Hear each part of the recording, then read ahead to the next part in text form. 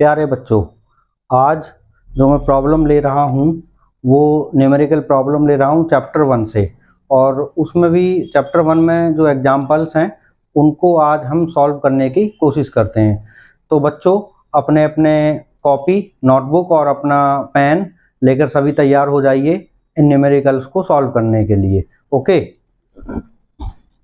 तो ये first example है, एग्जाम्पल 1.1। इफ एनसीईआरटी बुक का फर्स्ट प्रॉब्लम है, if 10 to the power 9 electrons move out of a body to another body every second, how much time is required to get a total charge of 1 coulomb on the other body। तो इसको आप इस तरह से समझ सकते हैं कि ये दो बॉडी हैं, एक बॉडी कोई A है, एक बॉडी कोई B है, और इलेक्ट्रॉन ट्रांसफर हो रहे हैं body A to body B। और कितने इलेक्ट्रॉन ट्रांसफर हो रहे हैं? 10 to the power 9 electrons in 1 second, ऐसा इन्होंने दिया है। तो कॉन्टिन्यूसली हर सेकंड में इतने इलेक्ट्रॉन ट्रांसफर हो जाते हैं, तो इस पर 1 कूलम्ब चार्ज आने में कितना टाइम लगेगा ये हमको फाइंड आउट करना है। तो सबसे पहले हम ये पता लगाएंगे कि 10 to the power 9 इलेक्ट्रॉन जो ट्रांसफर हो रहे हैं इस बॉडी से इस बॉडी पर, तो इनके अंदर कितना चार्ज है, इनमें कितना चार्ज है। तो charge on 10 to the power 9 electrons, charge on 10 to the power 9 electrons. तो 10 to the power 9 इलेक्ट्रॉन्स पर बच्चों कितना चार्ज होगा बताइए? इसमें मल्टीप्लाई कर दीजिए एक इलेक्ट्रॉन के चार्ज से। तो 10 to the power 9 इलेक्ट्रॉन था और एक इलेक्ट्रॉन का चार्ज होता है 1.6 इंटू 10 to the power -19, और चार्ज का यूनिट कूलम्ब। इसको सॉल्व करते हैं तो आ जाएगा 1.6, और इन दोनों को मल्टीप्लाई करेंगे तो that will 10 to the power -10 coulomb. 10 to the power -19, 10 to the power +9, तो that will be 10 to the power -10 coulomb. Okay, तो इतना चार्ज ट्रांसफर हो रहा है 1 सेकेंड में। ओके, तो 1 कूलम्ब चार्ज कितने टाइम में ट्रांसफर होगा, दैट इज आवर प्रॉब्लम। तो 1.6 into 10 to the power -10 coulomb charge is transferring in time equals 1 second. Okay, ये गिवन है कि this coulomb charge is transferring in time equals 1 second. So 1 coulomb charge will be transferred in time equals, कितने time में वो transfer होगा? इतना charge 1 second में, तो ये होगा 1/1.6 into 10 to the power -10 second में। ओके, कोई ज्यादा बड़ी बात नहीं है, इतना चार्ज 1 सेकेंड में, तो 1 कूलम्ब कितने में होगा? यूनिटरी मेथड 1 के लिए क्या करते हैं? ऑलवेज डिवाइड, तो इससे हमने डिवाइड कर दिया 1 में। Okay, so this will second. तो इसको आप सॉल्व कर सकते हो, 10 to the power +10 हो जाएगा, ये 1.6 है और ये सेकेंड। ओके, तो इसको आप इजीली सॉल्व कर सकते हो, लेकिन ये जो टाइम आएगा आप देख रहे हो 10 to the power 10 सेकेंड, तो बहुत लार्ज सेकेंड्स आएंगी, बहुत ज्यादा सेकेंड्स आएंगी। तो इसके लिए हम क्या करेंगे, इसको ईयर्स में कैलकुलेट करते हैं। और ईयर्स में कैलकुलेट करने के लिए क्या करें, देखिए एक ईयर में कितनी सेकेंड्स होती हैं ये हमको इसके लिए पता होना चाहिए। तो एक ईयर में जो सेकेंड होती है, मैं इस साइड लिख रहा हूँ, 1 ईयर में जो सेकेंड होती हैं 3.16 into 10 to the power 7 second. देखिए बच्चों, हमको एग्जाम में इतना टाइम नहीं होता कि इतनी बड़ी कैलकुलेशन करें। सेकंड को पहले मिनट में करें, मिनट को फिर आवर में करें, और उसके बाद फिर डेज में करें। और तो सबसे बेटर हमारे पास ये रहेगा कि एक ईयर में इतना सेकंड हमको पता है, तो 1 सेकंड में कितने ईयर, दिस 1 बाई दिस। तो मैं क्या करूंगा, इसमें इससे डिवाइड कर दूंगा, 10 to the power 10 divided by 1.6 into 3.16 into 10 to the power 7 years. अब ये डायरेक्टली मेरा आंसर किस में आ जाएगा? ईयर्स में। तो आपके पास पेन और नोटबुक है तो जल्दी से इस कैलकुलेशन को सॉल्व कीजिए। वीडियो को यहाँ रोक दीजिए और इसको सॉल्व कीजिए कि कितने ईयर्स ही आएंगे। ओके, तो मैं समझता हूं कि आप सभी ने इसको सॉल्व कर लिया होगा, और जो इसका आंसर आएगा approximately that will be 198 years.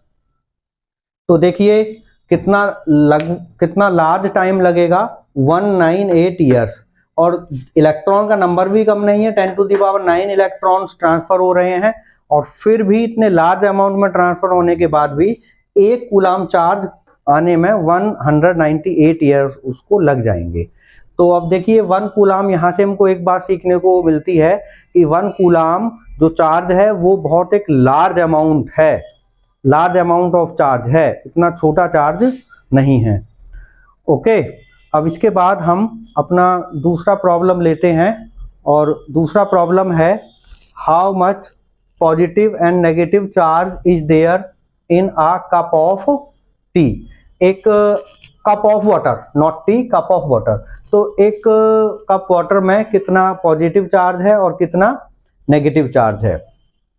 तो इसके लिए let us consider mass of water. एक कप के अंदर लगभग कितना वाटर आएगा, ये 250 ग्राम हम इसको लेते हैं। कितना ग्राम वाटर है, 250 ग्राम। तो अब हमको इस 250 ग्राम वाटर के अंदर ये फाइंड आउट करना है कि कितना पॉजिटिव चार्ज है और कितना नेगेटिव चार्ज है। ये एग्जाम्पल 1.2 है आपकी एनसीईआरटी एनसीईआरटी बुक से जो मैंने लिया है। तो इसके लिए अब हम सबसे पहले इसका देखेंगे मॉलिक्यूलर मास। तो वाटर का जो फॉर्मूला होता है H2O, तो मॉलिक्यूलर मास ऑफ वाटर का फॉर्मूला मैं लिखता हूं H2O, एंड इट इज 18। कितना है, 18। तो इसका मतलब ये है कि 18 ग्राम ऑफ H2O कंटेन्स मॉलिक्यूल्स। ये एक मॉलिक्यूल है H2O का, तो कितने मॉलिक्यूल्स होंगे 18 ग्राम में, Avogadro number 6.023 into 10⁻23। Is it clear? ये आप सभी जानते हैं 18 ग्राम यदि इसका मॉलिक्यूलर मास है तो 18 ग्राम H2O में कितने मॉलिक्यूल्स होंगे, एवोगाड्रो नंबर के equal, and Avogadro number is 6.023 into 10⁻23।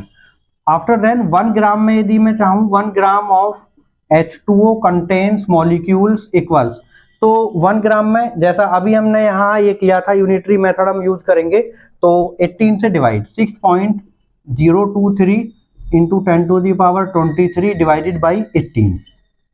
Okay, अब हमको हमारे पास कितना मास है total, 250 gram. So 250 gram of H2O contains molecules equals, तो कितने मॉलिक्यूल्स होंगे इसमें, इससे मल्टीप्लाई कर देंगे 6.023 इंटू 10⁻23 डिवाइडेड बाई 18, एंड इसमें मल्टीप्लाई हम करेंगे इस 250 से, तो multiply by 250।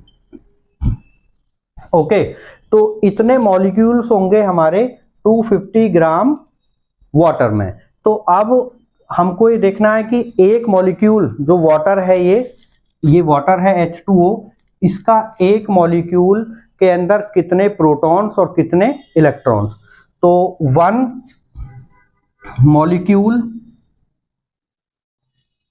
Of H2O contains कितने इलेक्ट्रॉन्स, इलेक्ट्रॉन से हम फाइंड आउट कर लेते हैं, कंटेन्स इलेक्ट्रॉन्स कितने होंगे, ऑक्सीजन में कितने इलेक्ट्रॉन होंगे 8, और यहाँ 2, तो कितने हुए, कंटेन्स 10 इलेक्ट्रॉन्स,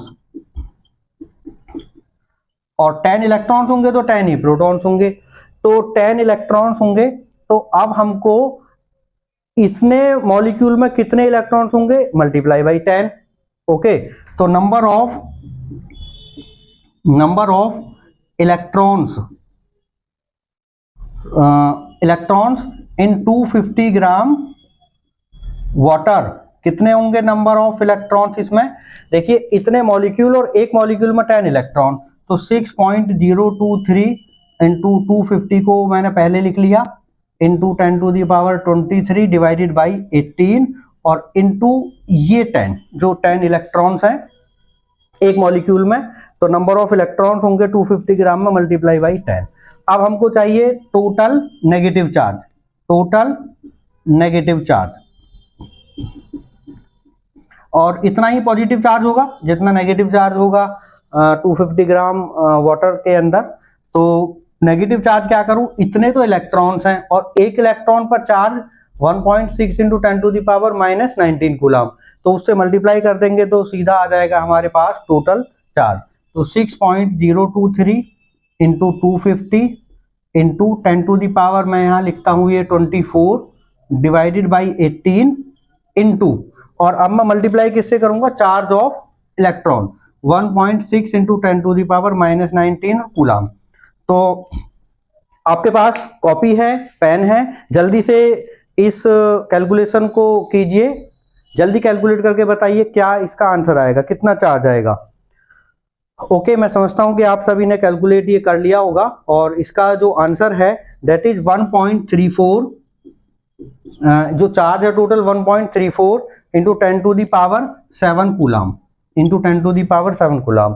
अब देखिए कितने स्टूडेंट्स ने ये ठीक कैलकुलेट किया है, और यदि किसी का आंसर ये मैच नहीं कर रहा है तो वो दोबारा अपनी कैलकुलेशन को चेक करें और फिर राइट आंसर फाइंड आउट करें। प्रॉब्लम एग्जाम्पल एनसीईआरटी एग्जाम्पल 3, और ये एग्जाम्पल है कूलम्स लॉ। आप अपनी नोटबुक, आप अपनी सभी बुक में देखिए, एग्जाम्पल 3 है ये। Coulomb's law for electrostatic force between 2 point charges and Newton's law for gravitational force between 2 stationary point masses, both have inverse square dependence on the distance between the charges oblique masses। Okay, ये आप सभी जानते हैं कि यदि दो charges हों तो दो चार्जेस के बीच जो कूलम्ब फोर्स होता है वो F डायरेक्टली प्रोपोर्शनल होता है 1/r²। तो इसको कहते हैं इनवर्स स्क्वायर डिपेंडेंस। और इसी तरह से यदि दो मासेज हों m1 एंड m2, तो इनके बीच जो फोर्स होगा, कौन सा फोर्स होगा, ग्रेविटेशनल फोर्स, तो that is also directly proportional to 1/r² और इनवर्स स्क्वायर डिपेंडेंस। तो इसके दो पार्ट है। फर्स्ट पार्ट में ये इन्होंने पूछा है, A part, compare the strength of these forces by determining the ratio of their magnitude 4, और इसमें भी अब दो पार्ट आ जाते हैं, 4 an electron and a proton, 4 an electron and a proton। एक इलेक्ट्रॉन और एक प्रोटॉन के लिए हमको इन दोनों फोर्सेज का रेशो कैलकुलेट करना है। ओके, तो इसको मैं रफ कर रहा हूं, और इसके बाद ये एक इलेक्ट्रॉन है और एक ये प्रोटॉन है, तो consider this is electron and this is proton. Okay, तो अब देखिए इन दोनों के बीच दो फोर्स होंगे, क्योंकि इनके मासेज भी हैं, ये इलेक्ट्रॉन है तो मास भी है इसके पास, प्रोटॉन है तो मास भी है, तो इलेक्ट्रिक फोर्स भी होगा due two charges and gravitational force भी होगा ड्यू टू मासेज। तो उनका हमको मैग्नीट्यूड का रेशो कैलकुलेट करना है, ये इन्होंने पूछा, Fe डिवाइडेड बाई Fg। और ये क्या रिप्रेजेंट कर रहा है, देखिए यदि हम ये मोड भी ना लगाएं तो इसका मतलब क्या है कि हम इनका मैग्नीट्यूड ही फाइंड आउट कर रहे हैं। तो Fe divided by Fg, Fe कितना होता है, K in place of 1/4 pi epsilon not Q1 Q2, और यहाँ कौन कौन है, इलेक्ट्रॉन और प्रोटॉन, तो charge of electron, charge on proton, और डिवाइडेड बाई डिस्टेंस लिए लेते हैं हम ये r, तो r²।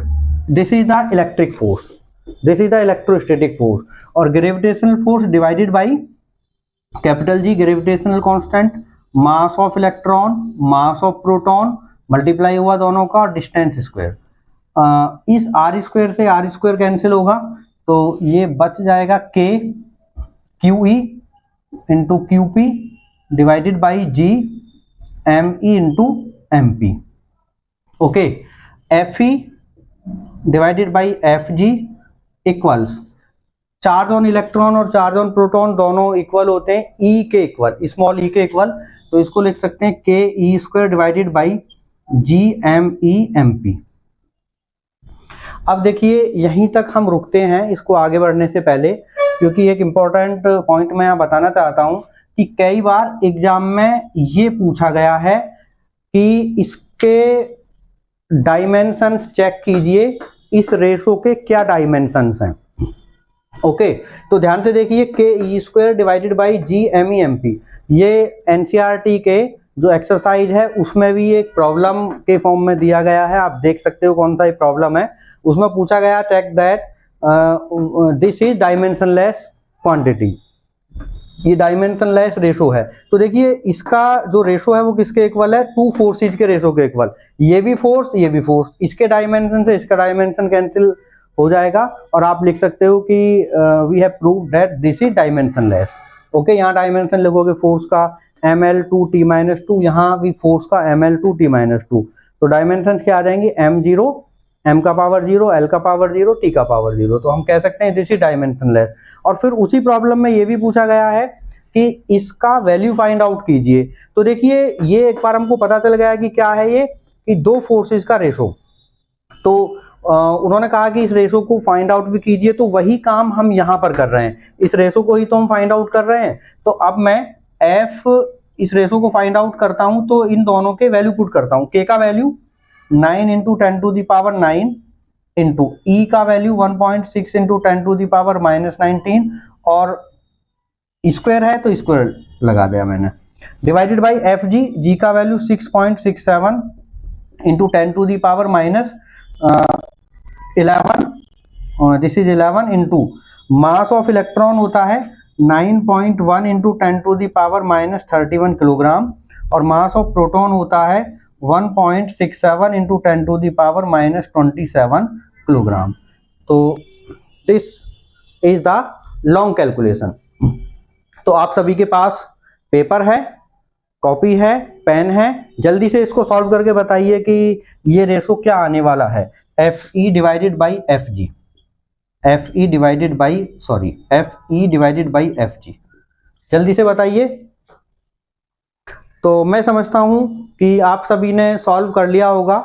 वीडियो को रोककर आपको पहले ये सॉल्व करना है और उसके बाद मैं इसका सॉल्यूशन लिखता हूं। सॉल्यूशन क्या आएगा, तो इट विल 2.4 इंटू 10⁻39, 2.4 इंटू 10⁻39।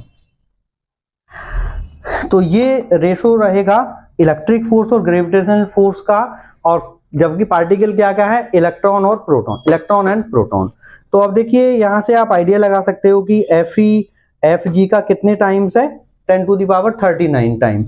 तो कितना स्ट्रॉन्ग फोर्स है इस ग्रेविटेशनल फोर्स से ये इलेक्ट्रिक फोर्स। तो एक इलेक्ट्रॉन और एक प्रोटॉन यदि रखे जाएं कुछ खास डिस्टेंस पर, तो उनके बीच जो इलेक्ट्रिक फोर्स होगा वो 10⁻39 टाइम्स स्ट्रॉन्गर रहेगा then F G, gravitational force से। तो इसीलिए F E electric force strong force है और स्ट्रॉन्गर फोर्स है ग्रेविटेशनल फोर्स से। तो नेक्स्ट पार्ट पर हम पहुंचते हैं, सेकंड पार्ट पर। सेकंड पार्ट में इन्होंने बोला हुआ है दो प्रोटॉन्स के लिए, तो इस बार इन्होंने क्या लिया है, ये 2 प्रोटॉन्स। तो एक प्रोटॉन यहाँ पर, एक प्रोटॉन यहाँ पर। तो इसके लिए भी हमको कैलकुलेट करना F E divided by F G. तो देखिए ये सेम यहाँ ये स्टेप आएगा, उसके बाद ये, उसके बाद ये स्टेप आएगा, उसके बाद केवल हमको ये वैल्यूज पुट करनी है। तो मैं इन्हीं स्टेप को यहाँ तक स्किप करके और ये वैल्यूज डायरेक्टली मैं पुट कर रहा हूँ।